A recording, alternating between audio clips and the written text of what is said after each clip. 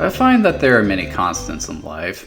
Change is inevitable, we are only immortal for a limited time, all politicians are morons, and golf is fucking lame. Yeah, I'm sure I'm striking a nerve with that statement, but I've just never had the highest opinion of the sport. I've always looked at golf as this high-skill sport played by the athletically challenged with too much time and money on their hands who want to feel outdoorsy without stepping outside their lavish lifestyles. I'm sure there are exceptions to that rule, but as far as I'm concerned, schmucks play golf, men learn to box. And it's probably for that reason that I never got into Mario Golf. I remember this game being heavily marketed when I was a kid, and despite being a big Mario fan at the time, I just had no interest in playing it. Probably gonna lead some to wonder why I'm bothering to play it for the retrospective. Well, despite my indifference towards Mario Golf, the game seems to have resonated with someone because it has remained a staple of Nintendo consoles for several years now, so I feel it's worth covering for the retrospective. Besides, part of the fun of doing these retrospectives is trying games I wouldn't otherwise play, so I thought it was time to give Mario Golf an honest shot. So is it any good? Well, yeah, I suppose.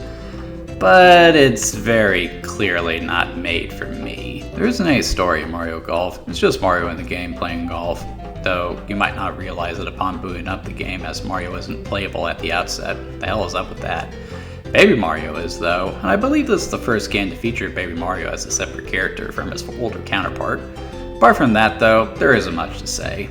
The presentation is nice, the character models all look good and are expertly animated, something that is necessary as you really need to get that distinct golf swing down. The levels feel large and have a decent amount of character, and it all runs pretty well. Could you imagine how slow this game would be if you had to wait for the game to load after every stroke? The music is fitting for the experience too. Golf tends to be a very quiet sport, so I like that they opted to have some music here. It's not too lively, but it's not painfully quiet either. Even the sound of teeing off is oddly satisfying.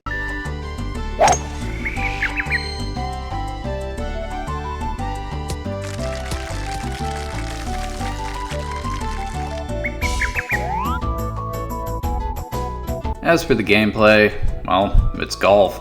You line up your shots, gauge the power of your swing, and try to get the ball in the cup in as few strokes as possible.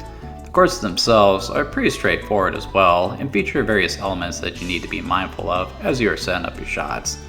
The game is actually really good at helping you read the map.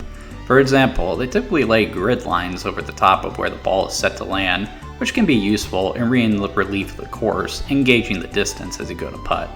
There are some other factors to consider, like what kind of club you're using and the direction and strength of the wind. It's easy enough to play, but surprisingly hard to master. Sadly, I don't have much desire to master it. Again, this kind of thing just doesn't appeal to me. It's very slow paced, and though the game does make you think a little bit, it's just too repetitive for my taste. No matter how you slice it, all you're doing is just whacking the ball again, and again, and again. They do have some secondary game modes, such as sort of target practice and a putt-putt mode, but it wasn't enough to make me want to keep playing, which is also a problem considering so much of the game's content is locked. This is honestly another one that I didn't spend too much time on because, while I recognize the quality here, it's just not something that appeals to me, and I've got over a dozen more games to look at before the month is over, so I have no desire to spend much more time on this one.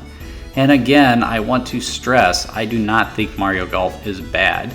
It's a pure matter of taste. If you enjoy a game of golf, I'm sure you'll find more enjoyment here than I did. However, I am not a fan of golf, and thus, this game puts me to sleep. Nice par! So, yeah, I didn't get into Mario Golf, but like I said, enough people clearly did because the series has maintained a presence across various Nintendo consoles, even today. Sadly, I can't really comment on these games because, obviously, I haven't played them.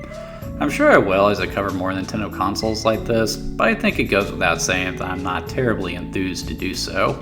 Still though, I would at least recommend Mario Golf to a general audience. Again, I do see quality here. I know there are people who will love this game. I may not be one of them, but I openly acknowledge that I'm not the target audience here, and there will never exist a world where that automatically makes a game bad.